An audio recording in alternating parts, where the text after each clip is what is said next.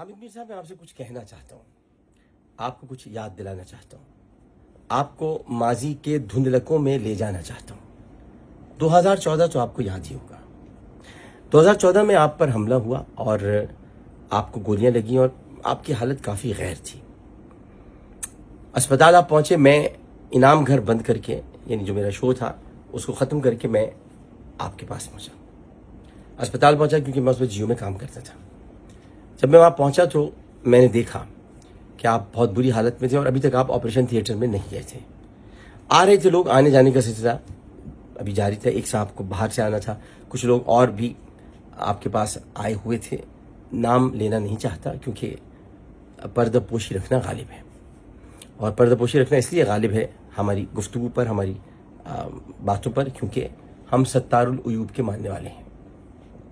اسی کو پوچھتے ہیں، اسی کی عبادت کرتے ہیں جو ہمارا پروردگار ہے، جو ستار العیوب ہے۔ میں نے آپ کے ساتھ ساتھ اسٹریچر کے اپنے قدم بڑھائے اور مجھے پتہ چلا کہ آپ کا آپریشن ہونا ہے۔ ڈاکٹر پال کہہ رہے تھے کہ آپ کا آپریشن ہوگا، لیکن اس کے لیے دستخط ضروری تھے کیونکہ آپ کی جان جا سکتی تھی۔ آپ کے بھائی عامر میر آپ کے پاس نہیں موجود تھے، بھابھی تشریف نہیں لائی تھیں اور آپ اکیلے تھے، کوئی آپ کا پرسان حال نہیں تھا اس وقت۔ میں نے دستخط کیے تھے آپ کی جان بچانے کے لیے۔ دستخط ہونے کے بعد آپ کا آپریشن ہوا جو قریباً 4 گھنٹے جاری رہا۔ اس کے بعد تمام ہی لوگ تشریف لائے تھے اور سب پوچھ رہے تھے اور سب مجھ سے پوچھ رہے تھے، اور جیو کی طرف سے میں ہی ترجمان بن کر میڈیا سے بات کرنے کے لیے بھی گیا تھا۔ اس دوران آپ نے ایک دعویٰ کیا تھا، اور دعویٰ آپ کا یہ تھا کہ مجھ پر حملہ ISI کے جناب ظہیر الاسلام صاحب نے کروایا ہے۔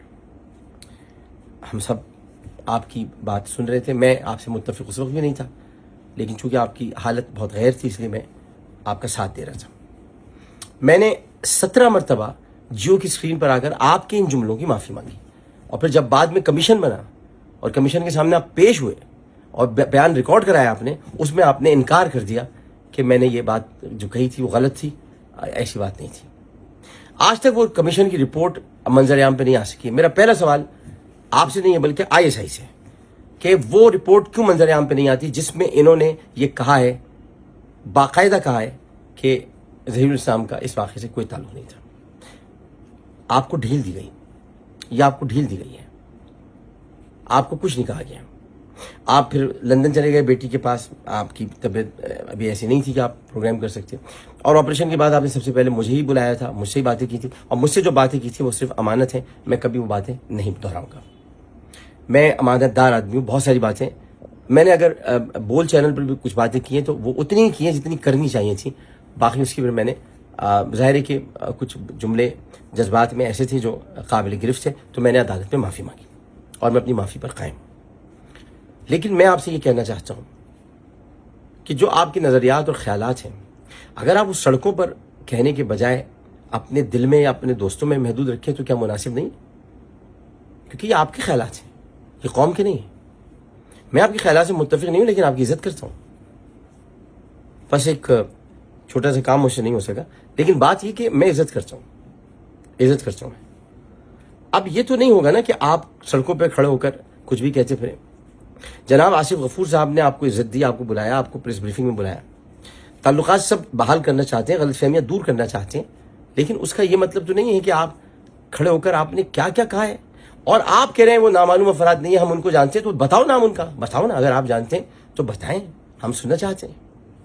اور پھر اگر آپ کہیں گے تو واللہ قسم پروردگار کی جس کے قبضے میں میری جان ہے، میں وہ سب باتیں بھی منظر عام پہ لے آؤں گا جو آپ نے مجھ سے کبھی کہی ہیں۔ لیکن آپ وہ وقت یاد رکھیے، مت بھولیے گا کہ آپ تکلیف میں تھے، آپ درد میں تھے، اور آپ کا بھائی آپ کے ساتھ کھڑا تھا۔ پھر آپ نے مجھ سے کہا اپنے شو میں جانا عامر عالم آن لائن میں، اور میں نے گالیاں کھائیں اس پر میں نے گالیاں کھائیں، اور آپ نے کہا یہ کہنا کہ جب میں اسپتال پہنچا تو میں نے پاکستان زندہ باد کے نعرے لگائے، اور میں نے میں تو سادگی میں ہی مارا جاتا ہوں، کبھی مجھ پہ تیسری شادی کا الزام لگ جاتا ہے، کبھی کچھ لگ جاتا ہے، سادگی ہے میری کہ میں کرتا کچھ نہیں ہوں لیکن ہو کچھ جاتا ہے میرے ساتھ۔ اور میں نے اس کے بعد آپ کے کہنے پر میں نے کہا کہ آپ نے پاکستان کا زندہ باد کا نعرہ لگایا، آپ نے پرچم بلند کیا، آپ کو چھوٹا سا ہم نے پرچم دیا، آپ نے بلند کیا، جو دیا تھا آپ کو، یہ بات حقیقت بھی تھی، لیکن زندہ باد کے آپ نے نعرے لگائے مجھ کو نہیں پتا تھا، لیکن یہ کہ آپ کو پرچم دیا تھا، آپ نے کہا، اب میں نے آ کے ٹیلی ویژن پر یہ کہا کہ حامد میر صاحب تو زندہ باد کے نعرے لگائے، تو اس پر لوگوں نے بنایا ہاں حامد میر صاحب زخمی ہوئے، اس کے بعد اترے، پھر اسپتال گئے، اسپتال میں بھی انہوں نے زندہ باد کا نعرہ لگایا، اس کے بعد اسٹیشن پر لیٹتے زندہ باد کا نعرہ لگایا، پھر ان کو نرس لینے آئی، اس کو دیکھا انہوں نے زندہ باد کا نعرہ لگایا، لوگوں نے میرا بڑا مذاق اڑایا اس میں چپ رہا۔ لیکن اب آپ جو کر رہے ہیں، آپ کے پیچھے میں لگ جاؤں گا، میں آپ کو بتا رہا ہوں یہ غلط کر رہے ہیں آپ۔ تحقیقات کے بنا کسی بھی ادارے پر الزام لگانا بہت تکلیف دہ ہے، بہت برا ہے۔ حالانکہ اب میں آپ کو اگر کچھ یاد دینا چاہوں، نواز شریف آپ کو دیکھنے آئے تھے، اندر کا منظر بتاؤں، میں تھا، خواجہ آصف تھے، عامر میر تھے، نواز شریف صاحب تھے، آپ بھابھی تھیں، عامر میر اس وقت کیا کہہ رہے تھے سن سکیں گے؟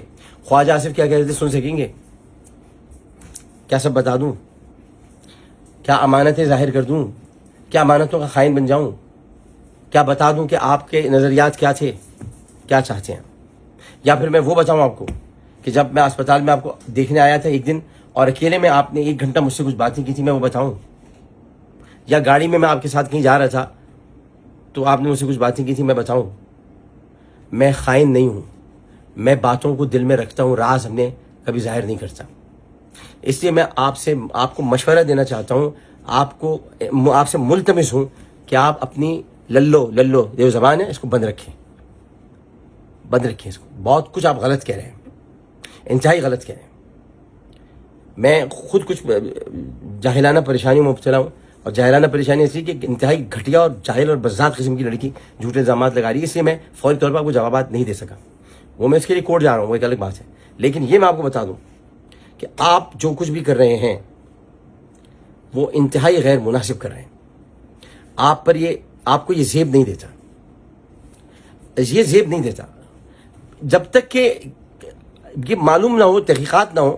آپ کی ہوئی نا تحقیقات، کمیشن بنا تھا نا، اس نے 3 مہینے تک اپنی رپورٹ تیار نہیں کی تھی، اس کے بعد رپورٹ جو سامنے آئی ہے اس میں آپ یہ ذکر تک نہیں ہے کہ آپ پر حملہ ISI نے کروایا تھا۔ کیا میں وہ کال بھی آپ کو یاد دلاؤں جو آپ کے حملے کی فوراً بعد کسی کی آئی تھی؟ ایک بہت بڑے لیفٹیننٹ جنرل تھے، انہوں نے فون کیا تھا، انہوں نے میرے فون پر فون کر کے کہا تھا ذرا بھائی سے میری بات کرا دیں، اور پھر میں نے کان کے پاس فون لے جا کر آپ کو ان کی گفتگو سنوائی تھی، آپ ہاں کر رہے تھے، جی اچھا، اور بعد میں انہوں نے مجھ سے کہا آپ کا بہت بہت شکریہ، میں آپ کو ہمیشہ یاد رکھوں گا۔ وہ مجھے ہمیشہ یاد رکھتے ہیں، لیکن انہوں نے آپ سے بات کی تھی۔ میرے پاس سارے جو لوگ تھے وہ مجھے فون کر رہے تھے اور کہہ رہے تھے کیا کہہ رہے ہیں، ان ساروں کے نام میں نہیں بتا سکتا، بہت سے ریٹائر ہو چکے ہیں، بہت سے اب نہیں ہیں، جو منظر عام پر ہیں ان کو تو یہ واقعہ پورا معلوم بھی نہیں ہے۔ تو پھر آپ مجھے بتائیے آپ یہ کیا کر رہے ہیں؟ اگر اس طرح ISI کو لوگوں کو مروانا ہوتا ہے یا کسی پر کوئی ظلم کرنا ہوتا ہے یا گرفتار کرنا ہوتا ہے تو ISI نام بتا کے کام کرتی ہے۔ کبھی کوئی قاتل اپنا نام بتاتا ہے، کبھی کوئی اغوا کار اپنا نام بتاتا ہے، کبھی کوئی جاسوسی کرنے والا اپنا نام بتاتا ہے۔ ہو سکتا ہے میری جاسوسی ہو رہی ہے، کبھی نام بتائیں گے؟ وہ نام ہی تو نہیں بتاتے، یہی تو ان کا کام، نام ہی بتاتے۔ جو نام بتاتے ہیں وہ نہیں ہوتے، اور جو اگر پکڑے جائیں نام نہ بتائیں وہ ہنستے ہیں، نام نہیں بتاتے۔ تو آپ کو کیا پتا کیا ہو رہا ہے کیا نہیں ہو رہا؟ وہ نام کیوں بتائیں گے آپ کو؟ عجیب سی بے وقوفانہ بات ہے۔ وہ نام ان کا طور ہے، لیکن وہ تو طور پہ پہنچ گئے۔ حضرت موسیٰ کو طور پہ پہنچنے میں 40 سال لگے تھے، وہ تو 40 سے پہلے پہنچ گئے طور پہ، اور وہ کہہ رہے ہیں کہ جناب وہ آئے ماسک پہنے ہوئے تھے۔ میں نے دنیا میں ایسا آدمی نہیں دیکھا جو مکمل ماسک پہنے ہوئے آدمی کو اندر آنے کی دعوت دیتا ہوں۔ وہ چوٹیاں گوندنے والا آدمی تو ہو سکتا ہے، لیکن وہ گھر کا دروازہ اس کو نہیں کھولنا چاہیے۔ ہاں وہ چوٹیاں ضرور گوندے، چوٹیاں کیا ہے؟ میں اب اس کو کچھ اور مطلب مت لیجیے، چوٹیاں جو باندھی جاتی ہے، گوندی جاتی ہے۔ تو اب اس میں آپ مجھے بتائیں کہ ایسے آدمی کی بات پر کیسے یقین کیا جائے؟ تو آپ بھی ذرا خیال کیجئے، غور کیجئے، اور میری ان باتوں کو دل سے سنیے گا۔ میں آج بھی آپ کی عزت کرتا ہوں، آپ سے محبت کرتا ہوں۔ کہیں ایسا نہ ہو کہ محبت جو ہے وہ ساجن والی محبت میں بدل جائے، اور اس کے بعد پھر آپ کو بھی چننا پڑے میں ادھر جاؤں کہ ادھر جاؤں۔ اب میں کیا کروں؟ آپ آخر میں لوگ آپ ایسی محبت میں مبتلا ہو جائے کہ آپ کہیں میں کس سے محبت کرتا ہوں یہ مجھ کو پتہ نہ چلے۔ تو ایسا نہ کیجیے گا۔ بہت بہت شکریہ۔